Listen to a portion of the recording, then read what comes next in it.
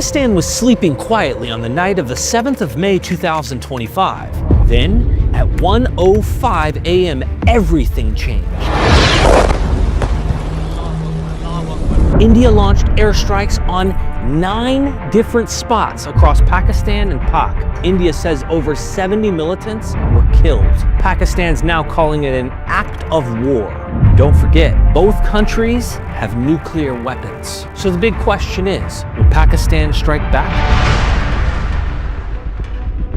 On April 22nd in Kashmir, 4 terrorists crossed over the Pakistan and opened fire on tourists, killing 26 people.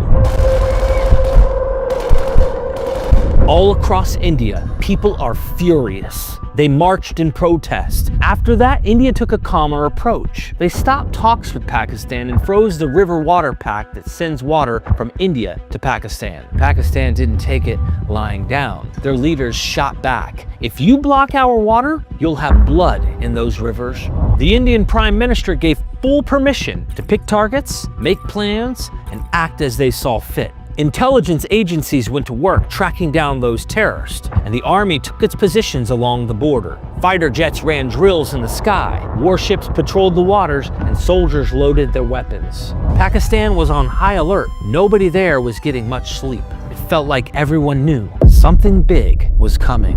On the night of May 7th, 2025, Pakistan was quiet and dark. Most people were asleep in their homes. Then at exactly 1:05 a.m., the whole mood changed. Indian jets lifted off from their runways. In total, they launched 24 rockets. These missiles flew fast and true toward 9 hidden militant camps. Some camps were tucked away in the hills of Pakistan, administered Kashmir. Others lay out in farming areas in Punjab. India's planners had picked these sites carefully because they believed this is where the militants were. Within minutes, each missile hit its mark.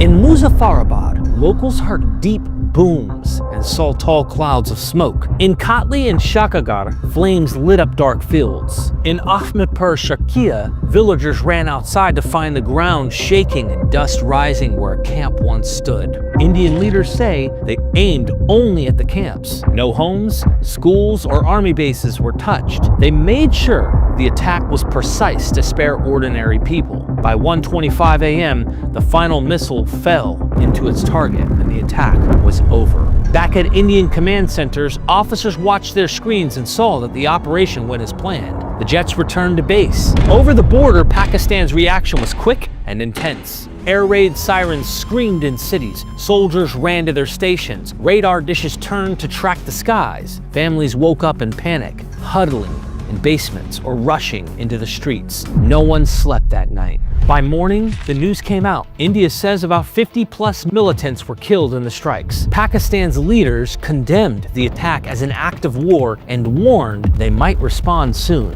Masood Azhar was one of India's top terror targets. Intelligence said he helped plan the April 22nd attack in Pahalgam and ran training camps in Pakistan-administered Kashmir. When India struck on May 7th, they aimed at his hideout near Kotli, hitting 9 spots with 24 precision missiles. But Azhar wasn't there. He'd slipped away just hours earlier. Tragically, about 10 of his family members were killed when their house next to the camp was struck.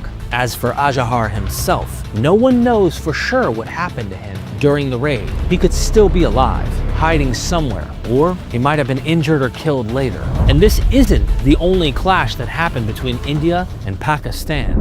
On September 18th, 2016, 4 militants slipped across the line of control from Pakistan into Uri, Kashmir.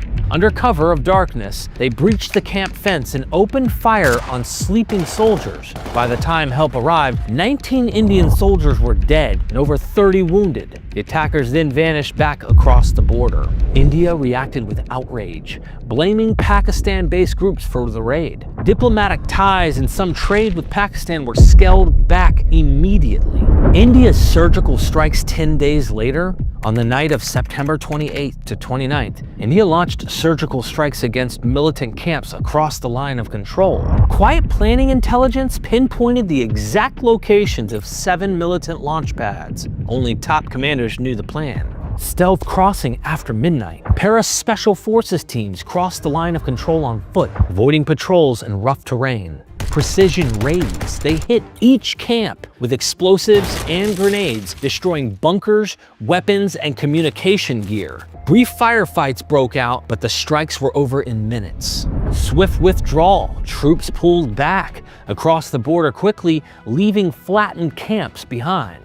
Public reveal. At dawn on September 29th, India announced it had destroyed the launch pads and killed a significant number of militants with no Indian casualties. Pakistan denied any incursion, calling India's claims propaganda. Global leaders urged both sides to avoid escalation, warning that conflict between two nuclear powers could be disastrous. On February 14th, 2019, a suicide bomber from the militant group Jaish-e-Mohammed rammed an explosive-laden SUV into a convoy of India's Central Reserve Police Force, CRPF, near Pulwama in Indian-administered Kashmir. The convoy was carrying about 78 vehicles and nearly 2,500 officers on their way to provide security for local elections. The blast happened around 3:15 p.m., ripping through one of the buses. Tragically, 40 CRPF personnel lost their lives and more than 60 were injured. The attack was one of the deadliest against Indian security forces in decades and sparked a widespread anger and grief across India. India's response? Just days later, on February 26th, India launched Operation Swift Retort under cover of darkness before dawn. Indian Air Force Mirage 2000 jets crossed the line of control and dropped precision bombs on what they called a Jaish training camp in Balakot, Pakistan-administered Kashmir. India said it had struck the camp where the Pulwama attackers were trained. Pakistan scrambled its air defenses, and in a brief dogfight, both sides claimed to have downed enemy aircraft. One Indian MiG-21 Bison was shot down and its pilot was captured, though he was returned safely to India 2 days later. Pakistan also reported losing one F-16 jet, but India denied this claim. And now, on May 7th, 2025, India called its airstrike Operation Sindoor. In Hindu tradition, a husband applies Sindoor, vermilion, to his wife's hair, part as a sign of love and marriage. The name honors the memory of the Pahalgam attack victim whose husband was killed. His widow's Sindoor now marks her loss. India was quick to say its May 7th strikes were aimed only at terrorists, not at Pakistan itself. Operation Sindoor targeted militant camps and training facilities, not civilian areas or military bases. But Pakistan didn't stop there. In Islamabad, top security officials have been holding emergency meetings around the clock, weighing their options. Publicly, Pakistani leaders have reminded everyone that their country is a nuclear power and that their missiles are built to be used, not just stored in silos. I'm not here to push any site's agenda. I just want to bring you the real facts from the ground. And your one like and subscribe motivates me and my team. The tension is real on the ground. Almost immediately after Operation Sindoor, Pakistani forces opened heavy artillery fire across the line of control. Today, the Indian government said that Pakistan struck back on the night of May 8th, firing drones and missiles at places like Srinagar, Jammu, and Amritsar. India's air defense system shot down every threat, and destroyed drones and missiles are being collected as proof. Early this morning, India hit back at Pakistan's air defense radars, knocking out at least one system near Lahore.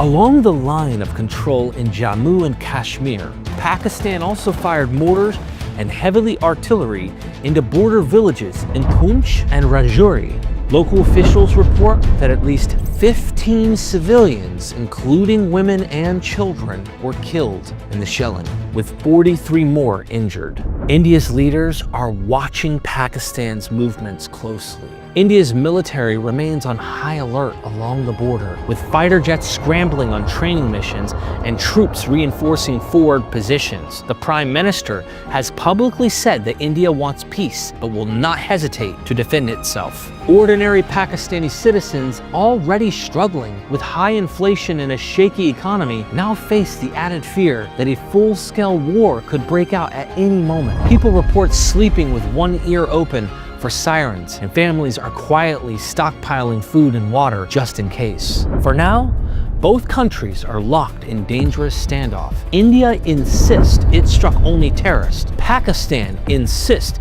it has the right to respond. Meanwhile, ordinary people on both sides of the border watch and wait, hoping the crisis ends without sliding into open war. Will Pakistan reply with full force military action? I never imagined my last video would go viral. Thank you for all the responses. If you haven't seen it yet, the link is in the description. That's all for today. Stay alert and see you soon.